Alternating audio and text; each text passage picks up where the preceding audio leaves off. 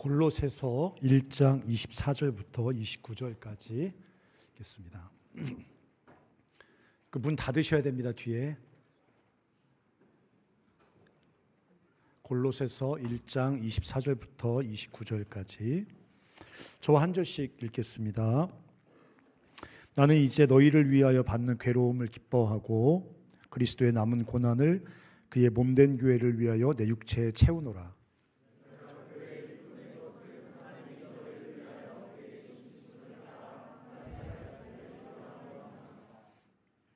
이 비밀은 만세와 만대로부터 감추어졌던 것인데 이제는 그의 성도들에게 나타났고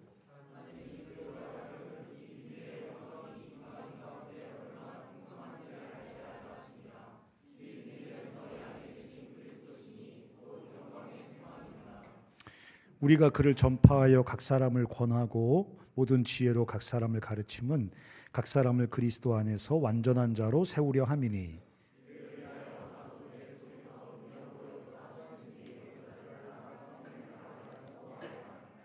네, 요거 좀 꺼주시면 안 될까요? 이거. 네. 오늘 설교 제목은 주님과의 만남, 참된 삶의 시작입니다. 저는 이제 예수를 믿은 지가 안 믿고 살았던 시간보다 더 많아졌거든요. 한 30년 예수 믿었으니까 한 5년 믿었네요. 예수를 믿고 이렇게 살아가면서 제 안에 갖고 있는 확신이 있습니다. 그건 뭐냐면 예수님을 만날 때 참된 삶이 시작된다. 바꿔 말하면 예수님을 만나지 못하면 참된 삶, 나중에 천국 가고 뭐 이런 게 아니라 참된 삶을 시작할 수가 없다라는 확신이 저 안에 있습니다. 그래서 오늘 설교의 제목이 주님과의 만남, 참된 삶의 시작입니다. 우리가 요즘 뉴스 보면서 투표가 끝났어요. 선거 다 하셨죠? 네, 원하는 결과가 나왔습니까? 그래요.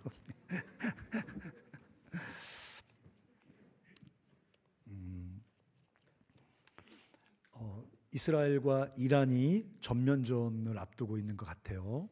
네, 이스라엘이 핵시설을 타격하겠다. 왜냐하면 이스라엘에는 F-35라는 스텔스 전투기가 있거든요. 그게 이란의 방공망을 피해서 접근해서 이란의 핵시설을 타격하겠다. 이런 얘기가 공공연하게 나옵니다. 공공연하게 나온다는 건 뭐냐면 누구나 예측 가능한 이스라엘의 보복 전략입니다. 전면전을 하기는 부담스러우니까 은밀하게 침투해서 핵시설을 파괴하는 것입니다. 근데 핵시설을 타격하면 방사능 오염이 심각한 피해를 주게 되어 있습니다.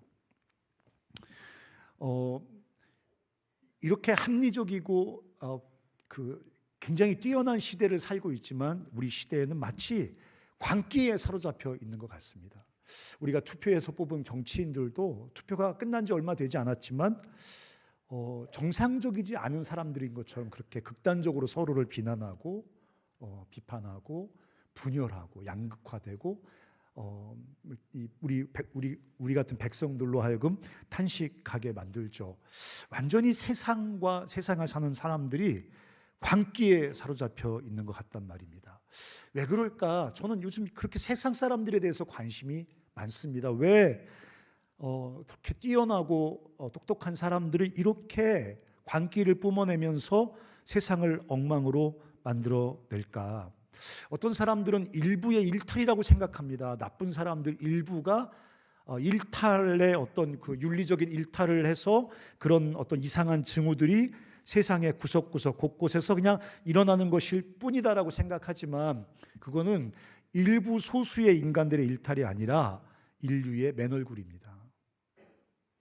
하나님의 일반 은총, 하나님께서 이렇게 우리를 구원하시는 이 특별한 은총으로 당신의 백성들을 모아서 예배하게 하시는 이 하나님의 특별한 은총도 있지만 모든 사람에게 미치는 하나님의 일반 은총이라는 게 있거든요. 우리가 하나님을 사랑해서 죄를 짓지 않는 경우도 있겠지만 국가의 법이 무서워서 죄를 안 짓습니다. 그 국가의 법은 하나님의 일반 은총입니다. 전통이라는 게 있습니다. 그래서 우리나라는 어른들에게 인사를 합니다. 그 예의라는 거 지키지 않습니까? 그러면 성경에 나오는 어떤 특별한 명령이 아닐지라도 하나님이 이 공동체, 인류 공동체를 지키기 위해서 하나님 베푸신 일반 은총입니다.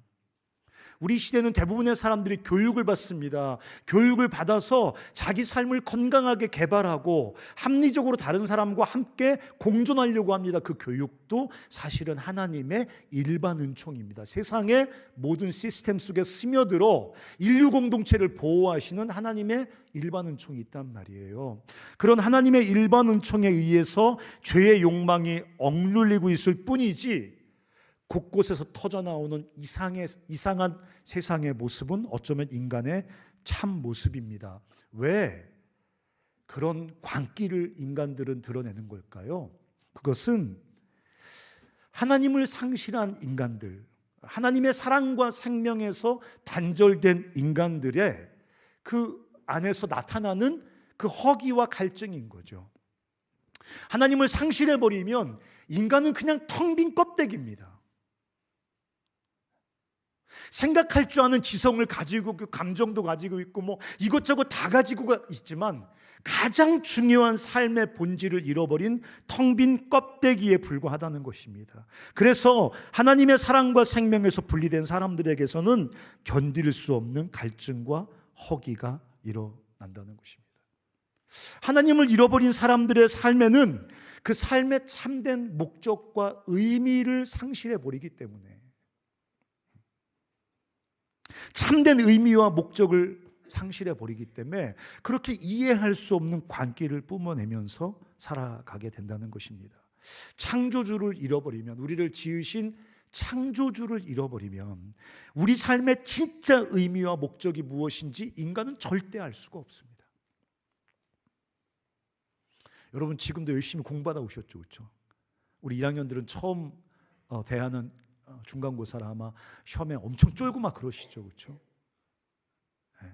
물론 4학년 돼도 쫄긴 쪼는데 저처럼 한 5학년쯤 되니까 이렇게 시험이 뭐 이렇게 기억이 잘 안 납니다. 무엇인가를 위해서 열심히 삽니다. 눈앞에 닥친 것을 위해서 뭐 처리하기 위해서 뒤떨어지지 않기 위해서 열심히 삽니다. 하지만 창조주를 잃어버리면 우리는 우리 삶의 진짜 의미와 목적을 상실해 버립니다. 여러분 한번 스스로에게 물어보십시오. 나는 내 삶의 진정한 목적을 알고 있나? 한번 물어보십시오. 그걸 뭐라고 불러도 좋습니다. 뭐 소명이라 불러도 좋고 사명이라 불러도 좋고 뭐라 불러도 좋습니다. 한번 스스로에게 물어보십시오. 나는 정말 내 삶의 진정한 목적을 알고 있나? 내 삶이 이 땅에 존재하는 의미를 정말 나는 알고 있나? 그리고 그 의미와 목적을 따라서 향해서 나는 삶을 살고 있나? 근데 조금만 우리가 진지하게 생각해 보면 창조주를 잃어버리고 창조주에게서 분리된 모든 사람들은 삶의 진정한 의미와 목적을 상실해 버립니다. 여러분 삶의 목적과 의미를 상실하면 사람이 어떻게 될까요? 욕망과 탐욕과 잔인한 경쟁에 의해서만 작동될 뿐입니다. 그냥 매일매일 살아야 될 삶의 목적을 상실하면, 내가 이 땅에 존재하는 참된 삶의 이유와 의미를 상실하면 당연히 인간은 욕망과 탐욕 그리고 파괴적인 경쟁에 의해서 끌려다닐 수밖에 없는 존재로 전락해 버리는 것입니다. 그게 지금 우리 시대 인류가 살아가고 있는 모습이라는 것입니다. 어떤 사람은 반론을 제기하고 싶을 거예요. 이렇게 인류가 발달했는데, 이렇게 인류가 성인된 인류라고 좀 얘기하거든요. 유아기적 인류가 아니라 이제 성인이 된 인류, 자기 이성으로 모든 것을 알 수 있고 파악할 수 있고 바르게 판단할 수 있는 이미 성인된 인류가 우주의 끝을 망원경을 보내서 파악할 수 있고 세포와 분자까지 보면서 파악할 수 있는 그런 우리 인류가 우리 인류의 존재의 목적과 의미를 모른다고요? 네, 모릅니다.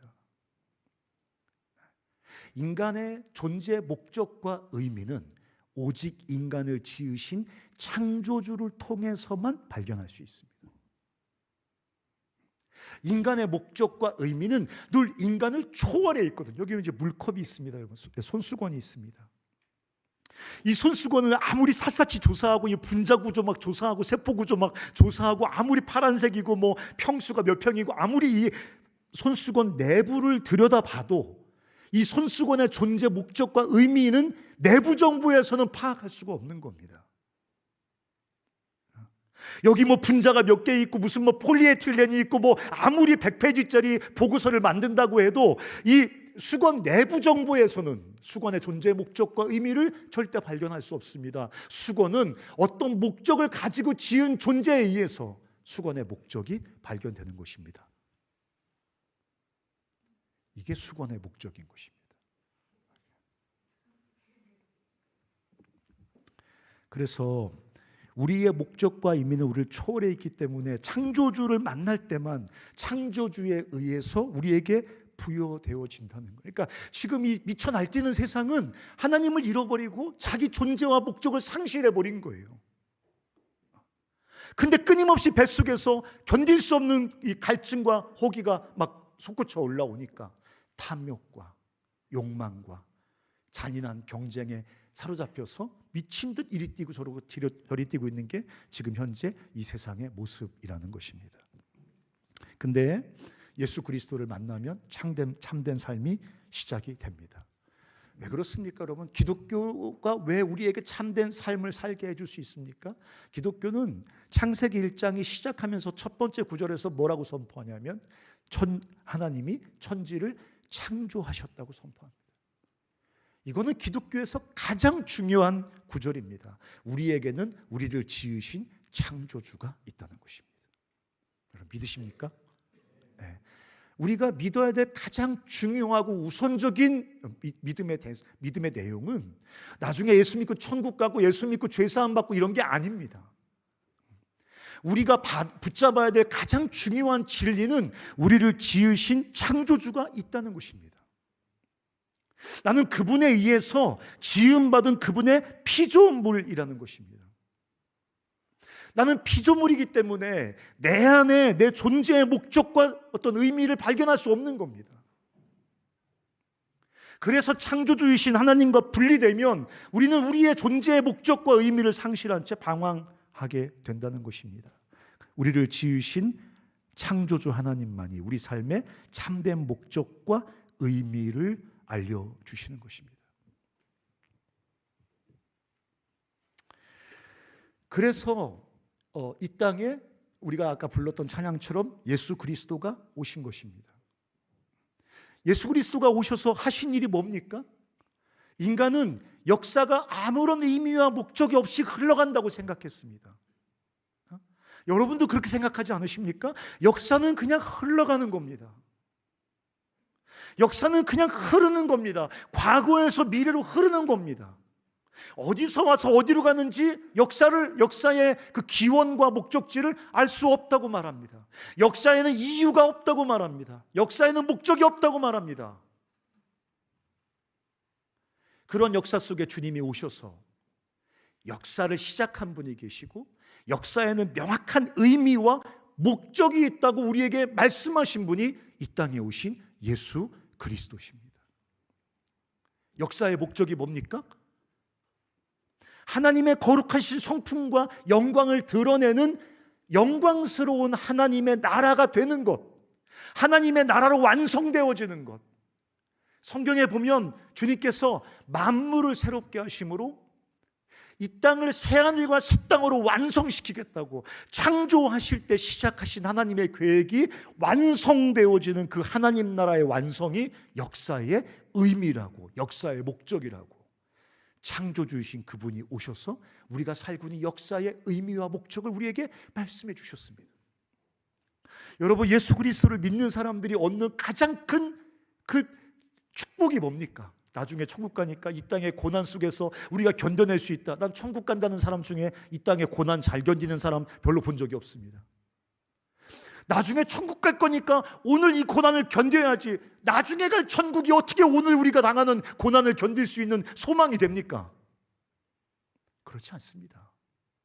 우리가 이 땅을 살아가면서 불의를 경험하고 억울함을 경험하고 고통을 경험하는데 왜 기독교가 그 속에서 우리로 하여금 살게 하는 용기와 소망을 줍니까? 역사는 목적이 있는 겁니다. 이 세상의 흐름은 꼭 전인류를 다 포함한 역사뿐만 아니라 내 삶을 둘러싸고 있는 나의 상황과 역사 속에도 명확한 하나님의 의미와 목적이 있는 겁니다. 그래서 우리가 고난을 견뎌낼 수 있는 겁니다. 그래서 우리가 실패와 불합리와 상처와 고통을 참아낼 수 있는 겁니다. 왜? 이것 속에도 하나님의 의미가 있거든요. 하나님의 목적이 있거든요. 지금 그냥 무의미하게 그냥 공허하게 우연히 반복되는 게 아니라 하나님의 목적을 향해서 하나님의 통치 아래 역사는 흘러가고 있는 것입니다. 그래서 이렇게 쓰레기처럼 뒤엉켜 있는 세상을 보면서도 우리는 포기하지 않고 절망하지 않고 세상에 주님의 나라가 임하도록 기도할 수 있는 것입니다. 주님이 오셔서. 여러분, 세상은 뭐라랍니까? 그냥 진화랍니다. 처음에는 진화를 말하기 전에는 그냥 의미가 없다고 생각했습니다. 역사에는 의미가 없다. 조금 더 종교적인 사람들은 역사는 윤회하는 것이다. 그냥 돌고 도는 것이다. 오늘 착하게 살면 내세에는 조금 나은 존재로 태어나는 것이다. 그게 인류가 역사에 부여할 수 있는 의미의 한계였습니다. 의미가 없으면 너무 허무해지잖아요, 여러분. 역사는 그냥 우연의 집합소야. 아무런 의미와 목적이 없어. 그러면 오늘 당장 죽어야죠. 그런 역사를 어떻게 살아갑니까? 그러니까 견딜 수 없는 사람들이 역사 속에 부여한 의미가 뭡니까? 윤회죠. 도는 거예요. 또 인류가 발달하면서 역사에 부여한 의미가 뭡니까? 진화죠. 점점 나아질 거야. 왜 그런지는 모르겠어. 점점 나아질 거야. 생물학적으로 점점 나은 존재가 되고 사회학적으로 점점 더 나은 존재가 될 거야. 적자 생존, 적응한 존재들만 살아남는 이 과정, 양육강식 과정을 통해서 인류와 역사는 점점 좋아질 거야. 진화. 점점 좋아집니까? 맞는 게 하나도 없어요. 그러함에도 불구하고 의미를 부여하지 않으면 살 수 있는 용기가 없습니다. 살 수 있는 근거와 소망이 없습니다, 여러분. 근데 예수께서 오셔서 우리에게 전혀 다른 비전을 보여주시는 거예요. 역사를 시작한 창조주가 있다는 거예요. 역사 속에 오셔서 역사를 주관하시는 우리의 역사의 왕이신 주님이 계시다는 거예요. 그리고 주님의 섭리 속의 역사가 결국 하나님의 나라로 완성된다고 역사의 의미와 목적을 우리에게 말씀해 주시는 창조주가 그리스도 안에서 우리를 찾아오신 것입니다. 그래서 우리가 이 세상을 살아갈 힘과 용기를 얻은 것입니다. 뿐만 아닙니다. 우리 삶에 찾아오셔서 우리가 여기에 왜 이렇게 존재하게 됐는지 알 수가 없는 우리들에게 찾아오셔서 왜 이따위 가정에 태어나서 이런 상황 속에 태어나서 이런 환경 속에 태어나서 이런 존재로 태어나서 도대체 나는 왜 살아야 되는지 그 이유를 알 수 없는 우리 삶에 찾아오셔서 너는 내가 지은 하나님의 작품이라고. 나는 너를 향한 나의 목적과 의미가 있다고 말씀해 주시는 거예요. 저는 예수를 믿고 제일 좋았던 건 뭐냐면 천국 죄사함 이런 게 아니었습니다. 너는 내가 지었고 너를 향한 나의 목적이 있다고 말씀하실 때 가슴이 터지는 줄 알았어요. 나는 그냥 우연히 존재한다고 생각했거든요. 버둥버둥 매일매일 나의 만족과 쾌락과 욕망을 따라서 그냥 꼴리는 대로 살아가던 존재였거든요. 이렇게 반복되다가 내 삶은 어떤 꼬라지로 망가질 것인가 이런 거에 대한 두려움과 공포는 있었지만 그걸 생각 안 하기 위해서라도 직면하지 않기 위해서라도 매일매일 쾌락을 추구하면서 그냥 하루살이처럼 살아가던 그런 존재였거든요. 나는 내 인생 전체를 이렇게 직관할 수 있는 용기가 없었어요. 근데 주님이 찾아오셔서 나를 향한 하나님의 목적이 있다고 말씀하시니까 너는 내가 지었고 하나님의 목적과 의미 속에 이 땅에 존재하는 거라고. 너의 삶은 내 목적과 내 의미 속에 이 땅에 존재하는 거라고 말씀해 주시니까 갑자기 내가 하루하루 살아갈 용기와 힘이 생기는 거예요. 왜? 살아갈 목적이 생겼지 않습니까? 살아갈 의미가 생겼지 않습니까? 주님이 더 구체적으로 말씀해 주셨어요. 나는 너를 그리스도 안에서 그리스도처럼 만들 거야 라고 말씀하셨어요. 그게 에베소서 1장에 나오는 구절입니다.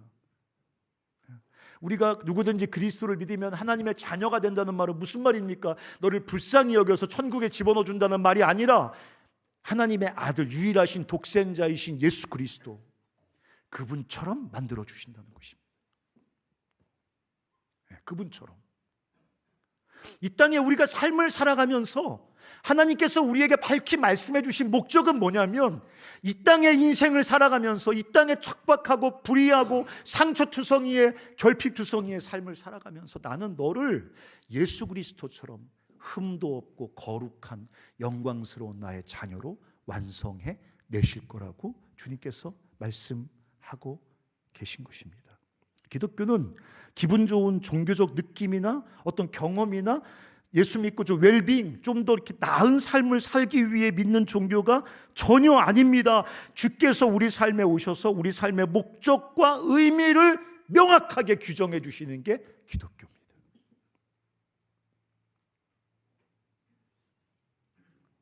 주님은 나의 헬퍼, 그건 기독교의 잘못된 변종입니다. 주님은 여러분의 삶을 도와주러 온 분이 아닙니다. 여러분의 삶의 의미와 목적을 보여주러 오신 분이지, 여러분의 삶에 여러분을 지으신 하나님의 목적과 이유를 보여주시고 그렇게 전혀 새로운 삶을 살도록 하기 위해서 오신 분이지, 여러분이 꿈꾸고 소망하는 거, 여러분이 뭐 인생의 어떤 기도 제목이라고 적어놓은 거 도와주러 오신 헬퍼가 전혀 아닌 것입니다.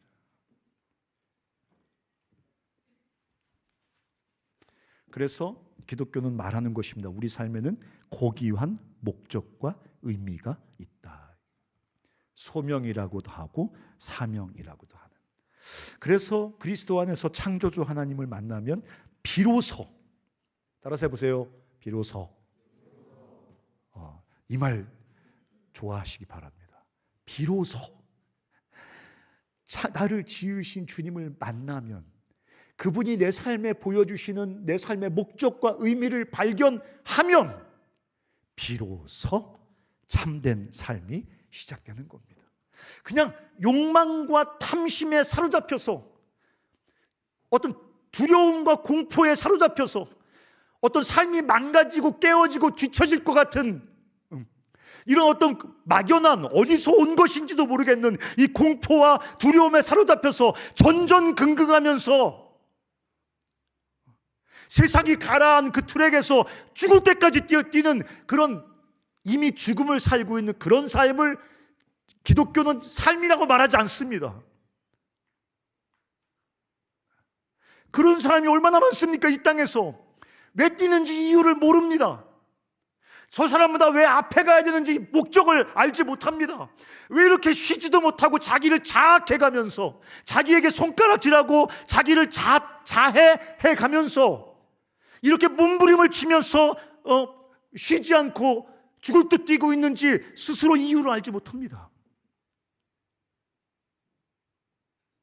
근데 얼마나 많은 사람들이 그리스도 안에서 참된 삶의 목적과 의미를 상실한 채 그렇게 죽을 때까지 탐욕과 욕망과 두려움의 경주에 사로잡혀 그렇게 살아가는 사람이 얼마나 많은지 모른다는 것입니다. 창조주를 알고 존재의 목적을 발견하고 거기에 부합한 삶을 살아가는 것, 그게 참된 삶입니다. 아멘. 네. 간사님, 난 너무 이미 삶이 망가졌어요. 아니요. 창조주를 알고 그분이 부여하시는 내 삶의 목적을 바르게 알고 거기에 부합한 삶을 살아가기 시작하는 그 순간부터 하나님은 여러분의 삶에 전혀 새로운 이야기를 써가시거든요. 제가 지난주 얘기했잖아요. 영생은 영원히 사는 것이 아니다. 헛소리하지 말아라, 속지 말아라. 영생은 하나님이 사랑으로 찾아오셔서 내 삶에 나와 함께 내 인생 속에 써가는 이야기가 영생이다. 새로운 이야기가. 내가 아무리 망가진 인생이라고 해도 창조주를 알고 그분이 보여주시는 삶의 목적과 의미와 가치를 알고 그것을 따라 살아가는 그 삶의 자리에서 하나님은 얼마든지 우리 삶에 너무너무 아름답고 찬란한 이야기를 써내려 가신다고. 제가 또 그 얘기도 했잖아요. 예수님 우편에서 마지막 숨을 헐떡이면서 주님께 믿음을 고백했던 그 살인 강도, 그 사람의 인생을 주님께서 낙원의 인생으로 만들어 버리시잖아요. 아무런 소망이 없는 인생 속에. 사마리아 여인도 마찬가지고요. 그렇게 창조주를 알고 내 삶의 바른 목적을 발견하고 거기에 부합한 삶을 뚜벅뚜벅 살아갈 때 거기에 주님의 임재와 주님의 역사가 있습니다. 여러분 거기 한번 오늘 본문 한 구절만 읽어보시겠습니까? 1장 27절 한번 읽어보겠습니다. 시작.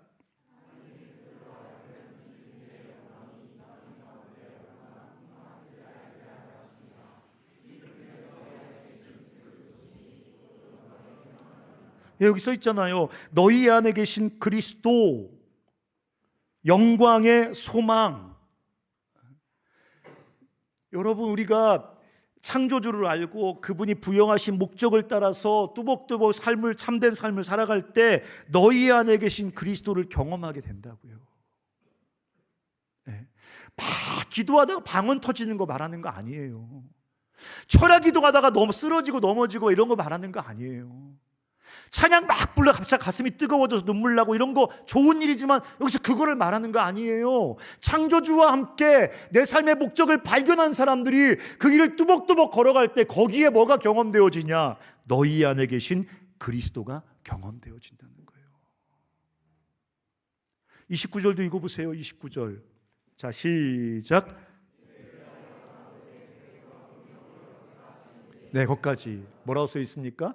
우리 안에서 능력으로 역사하시는 이의 역사, 능력으로 역사하시는 하나님의 그 임재도 우리가 그 길을 참된 삶을 뚜벅뚜벅 걸어갈 때 거기서 경험하게 된다는 것입니다.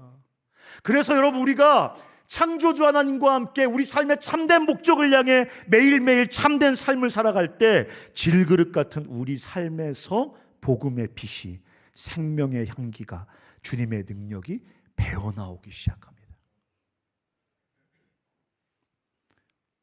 이게 기독교의 신비인 거예요. 내가 하나님을 알고 그분의 목적을 향해 살아간다고 갑자기 성자가 되는 거 아니에요. 갑자기 얼굴이 막 저기 차인표는 잘 모를까? 차은우. 네. 차인표는 저 또래가 차인표. 차은우처럼 되는 게 아니라고. 내가 창조주를 알고 그분의 목적을 향해서 참된 삶을 살아간다고 해서 갑자기 우리 집이 갑자기 로또 돼가지고 무슨 경제적인 문제가 다 해결되는 거 아니라고. 여전히 내 삶은 질그릇 같다고. 그럼 뭐가 변한 겁니까? 질그릇 같은 내 삶에서 예수 그리스도의 임재의 향기와 임재의 그 능력과 임재의 그 하나님 나라의 실제가 그 질그릇 같은 내 삶에서 배어나온다고. 질그릇 같은 내가 하나님의 나라를 경험한다고. 질그릇 같은 내가 보배로우신 하나님을 경험한다고. 근데 하나님이 그냥 하나님 모습 그대로 세상에 딱 드러나잖아. 그러면 사람들이 감당할 수 없어. 근데 그 보배로우신 하나님의 임재가 질그릇 같은 내 삶을 통해서 배어나오잖아. 그러면 그것은 사람들로 하여금 주께로 돌아오게 만드는 생명의 향기가 되고, 보배로우신 주님이 질그릇 같은 내 삶을 통해서 노래로 불려질 때 그거는 사람들을 살리는 진짜 생명의 노래가 된다고. 그래서 주님은 보배를 질그릇 속에 담으시는 거야.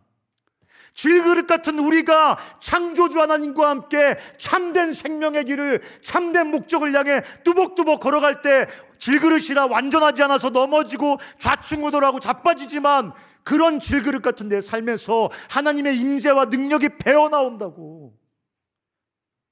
이게 주께서 마가복음 1장 15절에 천국이 이미 이 땅에 도래했다는 말에 참된 의미인 겁니다. 천국이 내 삶에 도래했습니다. 천국이 내 삶을 통해 배어나옵니다.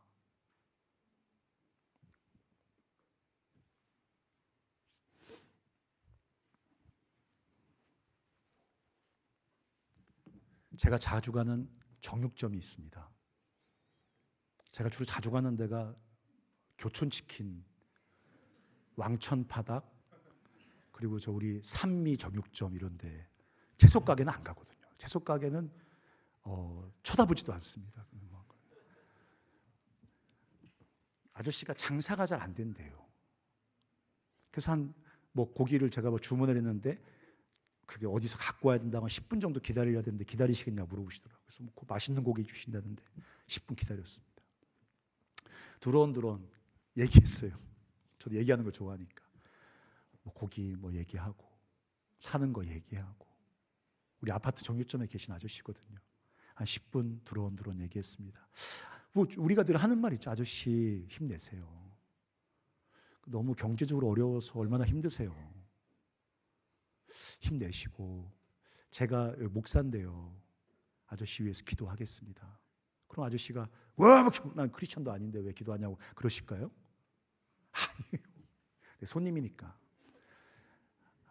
한 10분 이렇게 대화하고 아저씨가 이제 고기 받아서 이렇게 싸서 저한테 주시면서 제가 돈을 내서 이제 제가 가는데 목사님 가끔 좀 더 오세요 그러시더라고. 저 고기 사 먹을 돈 없어서 자주 못 올 것 같은데 오셔서 좀 저에게 이런저런 얘기 해달라고 그렇게 저한테 얘기하는데 우리가 이제 천번 아저씨는 아니지만 10분 정도 얘기하면서 제 느낌이에요. 아저씨가 힘을 얻으시는구나. 아저씨가 그렇게 사업이 안 돼서 이렇게 너무 부담이 되고 눌리시고 좌절하고 절망이 될 텐데 아저씨가 나 같은 사람을 통해서 뭔가 생명과 용기의 향기를 맡으시는구나. 삶을 살아갈 뭔가 소망을 좀 얻으시는구나 이런 생각이 들어서 엄청 제가 행복하게 집에 돌아왔거든요. 그런 거예요. 질그릇 같은 우리가 창조주 하나님과 함께 우리 삶의 참된 목적과 의미를 향해서 그 길을 뚜벅뚜벅 살아갈 때 질그릇 같은 우리 삶을 통해서 천국이 하나님의 나라가 스며나가기 시작한다고. 스며나가기 시작합니다. 그리고 그거는 하나님을 잃어버려서 갈증과 굶주림에 죽을 것처럼 헐떡이는 사람들에게 감당할 수 없는 생명의 향기인 것입니다. 그런 삶이 나에게는 불가능하다는 병적으로 왜소한 자의식에서 깨어나십시오. 우리가 다 이렇게 앉아가지고 이렇게 멀쩡한 사람처럼 이렇게 앉아서 예배드리고 그러지만 그리고 대학생이고 공부도 좀 하고 내가 원하는 전공 준비해서 미래도 준비하고 그러고 살아가고 있지만 진짜 하나님께서 우리에게 약속하신 그 삶이 우리에게 가능할 것인가에 대해서 절망하는 사람들이 너무 많습니다. 질그릇 같지만 우리 삶을 통해서 보배로운 하나님의 생명이 내 삶을 통해서 이 땅에 흘러가는 그런 복된 삶을 살 것에 대해서 나에게는 그런 삶이 불가능하다는 왜소한 자의식 속에 있는 사람이 너무 많다는 거죠. 사랑하는 형제자매 여러분, 주님께서 그렇게 부족한 우리 삶에 이런 놀라운 참된 삶을 주시는 것, 그게 구원이에요. 구원은 딴 게 아니에요. 구원은 예수 믿었더니 천국 가게 됐네? 그거는 이제 결과고.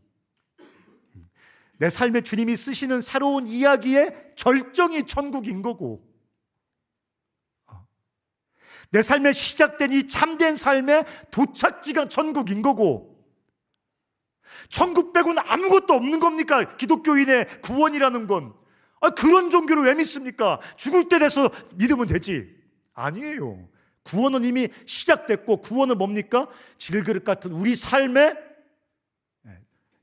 임하여 흐르기 시작하는 하나님 나라의 그 실제, 그게 우리 삶에 경험되어진다는 것입니다.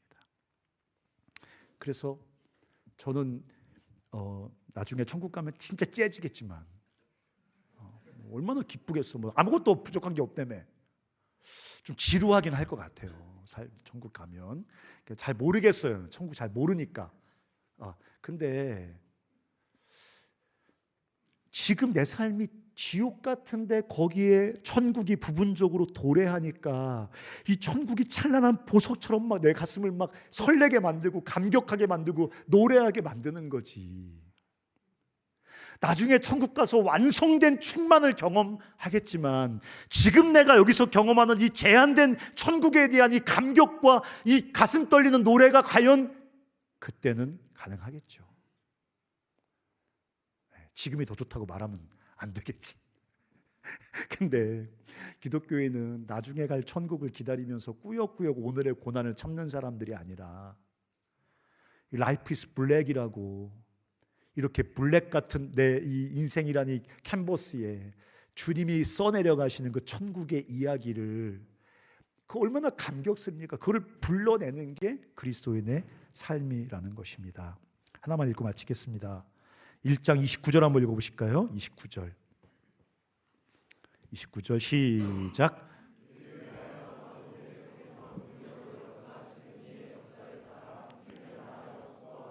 네, 기독교는 우리에게 참된 삶을 시작하게 해줍니다. 그런데 참된 삶의 본질은 뭐냐면 29절에 나오는 것처럼 힘을 다하여 뭐 합니까? 수고합니다.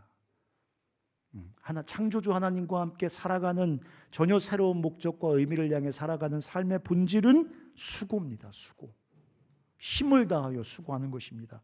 수고롭지 않은 삶의 허상, 이 세상이 주는 마약 같은 거짓 믿긴 거죠. 수고롭지 않은 삶, 그게 행복이라고 생각하고 그게 인생의 목적이 되어버립니다. 그래서 릴렉스, 레저 이런 것으로 점철된 인생이 삶의 목적이 되어버린 사람들이 있는데 그것은 참된 삶의 목적과 천국을 잃어버린 사람들의 환각제에 불과합니다. 인생은 수고로운 것입니다. 그건 창세기에 나온 주님께서 이마에 땀을 흘려야 먹을 것이라고 살 수 있다고 명확하게 말씀하시면서 인생의 본질, 주님과 함께 참된 삶을 살아갈 때 그 본질은 수고입니다. 중요한 것은 행복은 수고 없음에 있는 것이 아니라 내 수고가 바른 목적과 의미를 가질 때 오히려 수고는 행복에 비례하는 것입니다. 우리는 행복이 수고 없음에서 나온다고 생각합니다. 그런데 그런 게 아니라 행복은 내 수고가 어떤 목적과 의미를 갖는가, 심지어는 수고를 넘어서 우리 삶이 어떤 것의 도구가 될 때, 하나님이 내게 주신 목적과 사명을 위해서 내 삶을 도구화시킬 만큼 내 삶의 목적과 의미에 완전히 사로잡힌 사람들의 삶에만 참된 배부름과 행복이 경험되어진다는 것입니다. 한번 읽어보실까요? 24절 한번 읽어볼까요? 시작.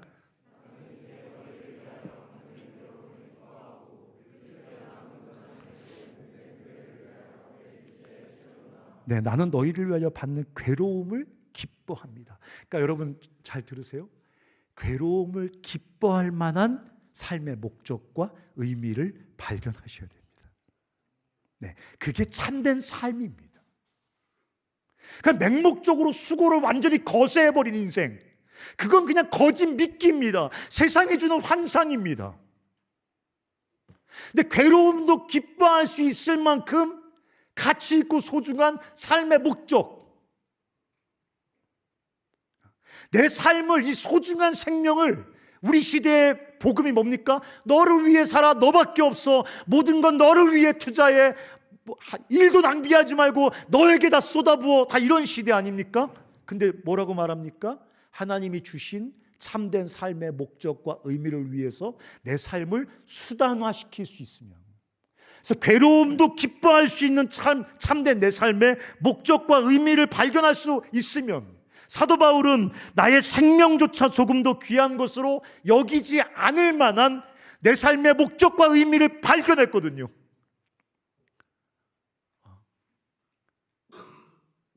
그러니까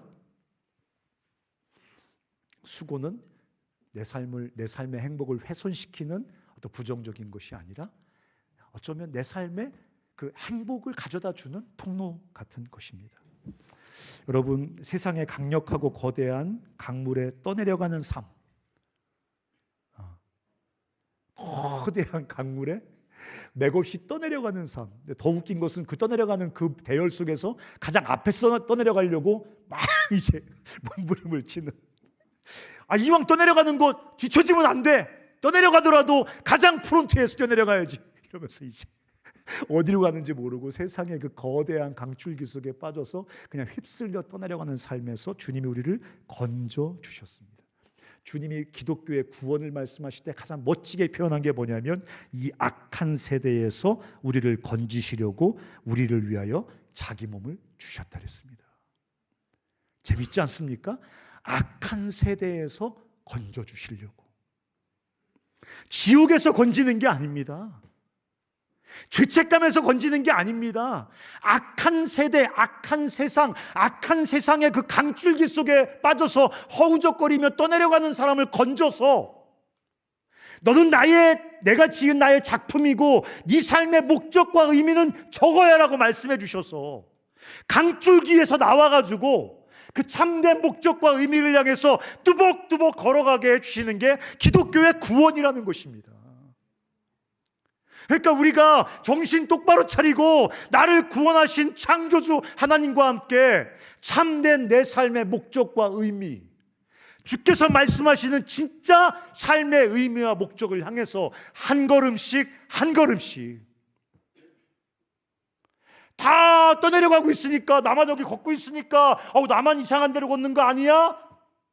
저기 다시 뛰어들어서 저 강줄기에 헤엄치는 그 죽음의 경주 속에 뛰어들어야 되는 거 아니야 라고 느낄 때, 주님께서 멸망으로 인도하는 문은 넓고 커서 많은 사람이 그리로 간다. 우리가 낙심하지 않고 절망하지 않고 정신 똑바로 차리고 벌떡 일어나서 창조주 하나님과 함께 내 삶의 참된 목적과 의미를 향해서 한 발짝 한 발짝 걸어갈 때 내 삶에서 무슨 냄새가 난다? 천국의 냄새가 난다는 것입니다. 우리 모두가 그런 사람들이 되기를 결단하면서 노래 한 곡 좀 부르겠습니다. 거기서 노래가 잘 안 돼요. 다 같이 일어나셔서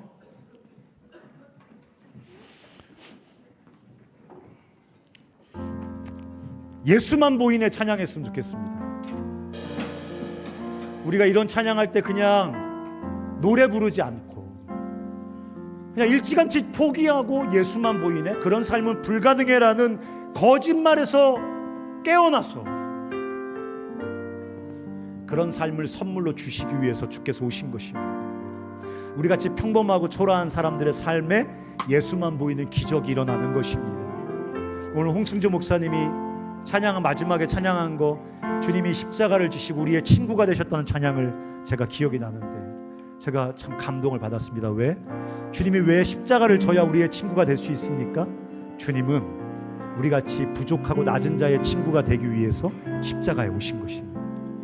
우리같이 실패하고 연약하고 결핍투성이의 인생의 친구가 되기 위해서 이 땅에 오신 것입니다. 그러므로 뛰어나고 탁월하고 완벽하게 경건한 사람들의 친구가 아니라 우리 같은 사람들에게 주님이 친구가 되어주셔서 우리 같은 사람들이 예수가 보이네, 우리 삶의 천국에 보이네, 이 노래를 부르며 살도록 주님이 우리 옆에 오셔서 우리의 친구가 되어주신 것입니다. 우리 다시 소망을 품고 결단하면서 참된 삶을 주님과 함께 시작하겠다고, 세상과 다르게 참된 목적과 의미를 향해 걸어가겠다고 결단하면서 이 찬양 같이 주님 앞에 드리겠습니다. 오늘도 나는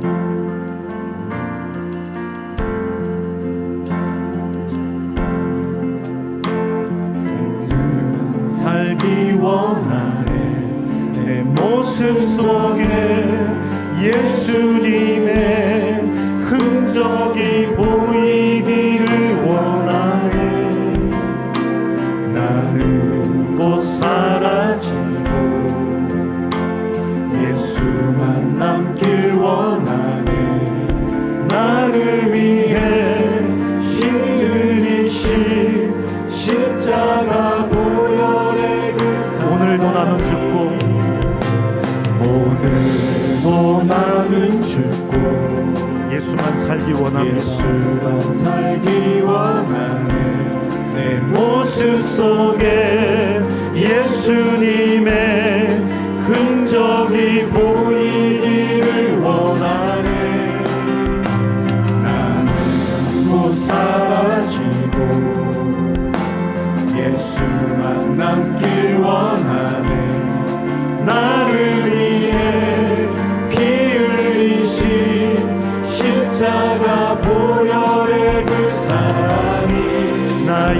영혼에 그의 보혈이 나의 소리에 그의 사랑이 나의 손짓에 그의 영광이 영원토록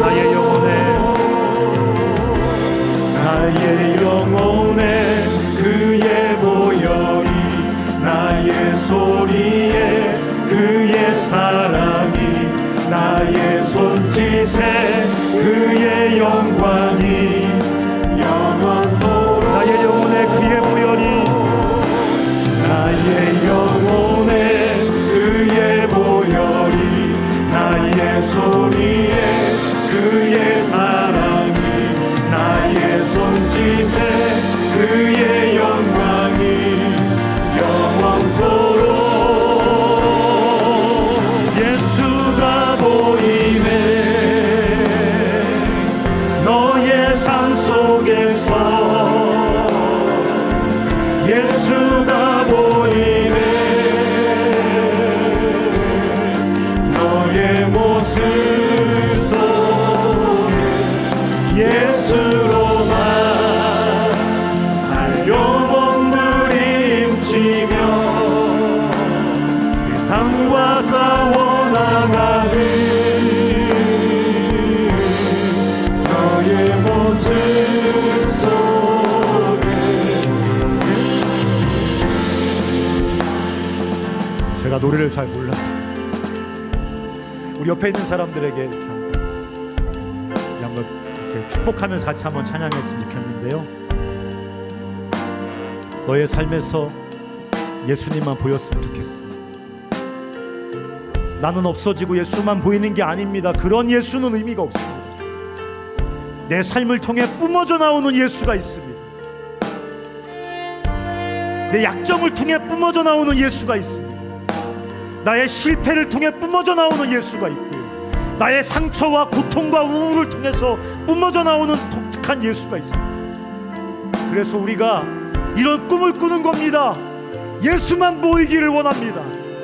내 삶을 통해서 찬란한 예수의 생명이 이 세상에 흘러나가기를 원합니다. 이런 꿈을 꾸는 것입니다. 우리 한번 서로를 옆에 있는 사람들께 축복하면서 너의 삶에 나의 삶에 너의 삶을 통해 나의 삶을 통해서 예수가 보이기를 우리가 축복하면서 다시 한번 예수가 보이네 찬양합니다. 예수가 보이네 너의 삶 속에서 예수가 보이네 너의 모습 속에 예수로만 살려몸부림치며 싸워나가는 너의 모습 속에 우리 한 번 더 같이 찬양할 때요 우리 한번 기도하는 마음으로 찬양했으면 좋겠는데요. 목사님 그렇게 예수님만 위해서 살면 나는 어디 있습니까? 나는 여러분 예수 안에서 진짜 나가 나타납니다. 예수 안에서만 찬란하고 아름다운 내가 나타나기 시작합니다. 예수 안에서만 진짜 참된 나의 삶이 시작됩니다. 예수 밖에서 내가 사는 게 아닙니다. 내 욕망과 탐욕이 사는 겁니다. 나의 죄가 사는 겁니다. 세상에 휩쓸려서 세상이 사는 겁니다. 예수 안에 온전히 나를 내어드릴 때만, 예수를 온전히 붙잡을 때만 세상 가장 아름답고 독특한 보석처럼 아름다운 내가 나타나 살기 시작합니다. 그런 마음을 담아서 주님 예수로만 살기 원합니다. 그래서 내가 살아나기를 원합니다. 우리 그런 마음으로 다시 한번 예수가 보이네 찬양하겠습니다. 예수가 보이네 너의 삶 속에서 예수가 보이네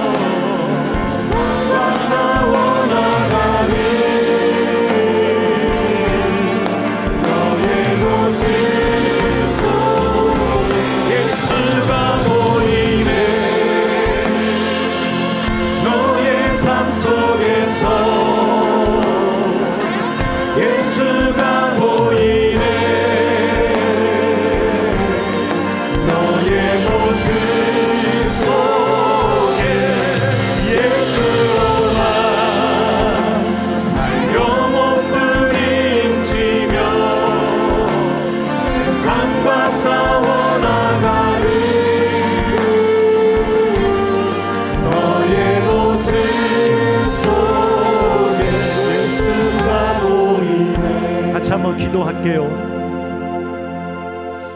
가짜 삶 속에서 그래도 1등하는 게 낫지 않겠나, 그 죽음의 경주에서 몸부림치는 삶에서 주님이 우리를 건져주셨습니다. 넌 나의 작품이야. 세상에 그냥 우연히 던져진, 진화하다가 이 모양으로 여기 존재하는, 어디로 갈지 모르는 그런 존재가 아니야. 너는 내가 지었어.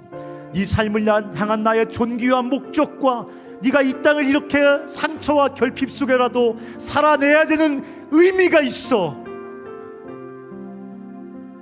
그 주님과 함께 전혀 새로운 참된 삶을 이 땅에서 뚜벅뚜벅 믿음으로 살아가는 것, 예수 따라 예수가 가자고 하시는 전혀 새로운 길을 뚜벅뚜벅 살아가는 것, 그게 구원이고 참된 삶이며, 그 길에서 우리 삶은 말할 수 없는 아름다운 하나님의 이야기가 쓰여질 것입니다. 같이 기도할 때 주여 그렇게 살겠습니다. 세상 길 따라가지 않고 예수와 함께 전혀 다른 목적과 의미를 따라 예수 그리스도의 제자로 이 땅을 살아가겠습니다. 내 삶을 통해서 천국의 향기가, 천국의 파장이 퍼져가게 하여 주시옵소서. 내 삶의 아름다운 이야기가 쓰여지게 하여 주시옵소서라고 기도하십시다. 살아계신 아버지,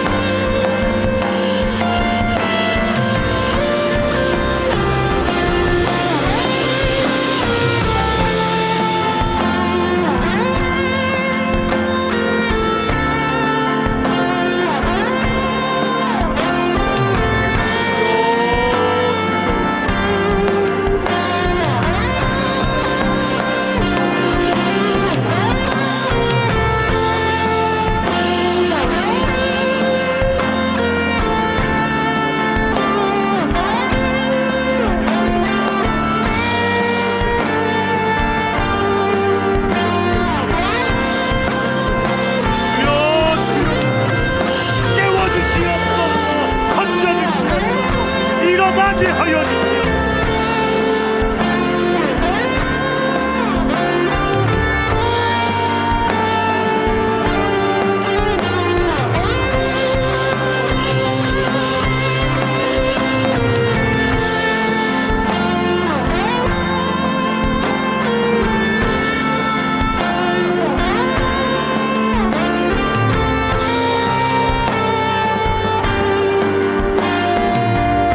우리 한 번 더 같이 기도할 때 여러분 스스로의 삶에 대해서 이미 일찌감치 포기하고 그 포기를 현실적인 말로 미화시키면 현실적인 목표를 잡는 것입니다. 하나님을 향한 소망을 잃어버리면 세상이 우리에게 던져주는 적당한 목표에 자기 삶을 함몰시켜버립니다. 그 목표에 취해서 살아가면서 자기가 절망한지도 까먹고 살아갑니다.